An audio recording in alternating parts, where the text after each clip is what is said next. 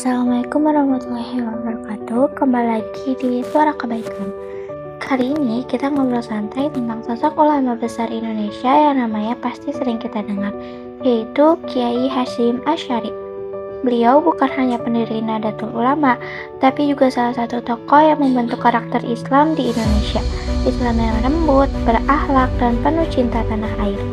Kiai Haji Hasyim Asy'ari lahir di Jombang dari keluarga pesantren. Sejak kecil, beliau dikenal tekun belajar.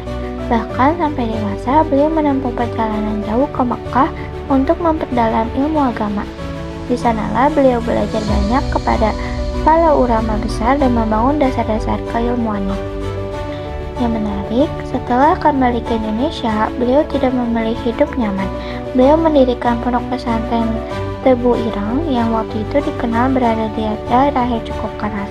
Tapi justru di sanalah beliau mengajarkan Islam yang ramah, bersih, dan penuh kedisiplinan.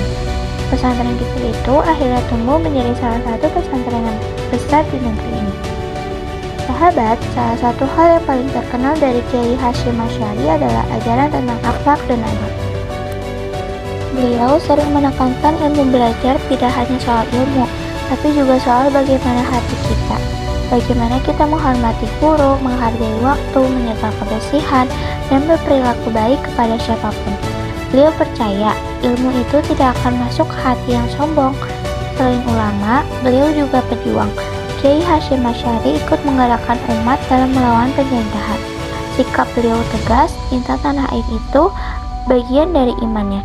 Bagi beliau, membela negeri adalah bentuk ibadah karena menjaga kemaslahatan masyarakat juga ajaran Islam.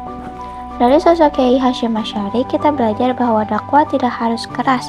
Dakwah bisa dengan keteladanan, tutur kata yang lembut, dan sikap yang bijaksana. Kita juga bisa belajar bahwa menjadi muslim berarti terus belajar, terus memperbaiki diri, dan terus bermanfaat bagi sekitar. Sahabat pendengar, semoga kita bisa meniru sedikit saja dari keteladanan beliau, baik dalam kesabaran, kedisiplinan, maupun cinta pada ilmu. Karena perubahan besar selalu dimulai dari langkah-langkah kecil. Sekian dari saya. Wassalamualaikum warahmatullahi wabarakatuh.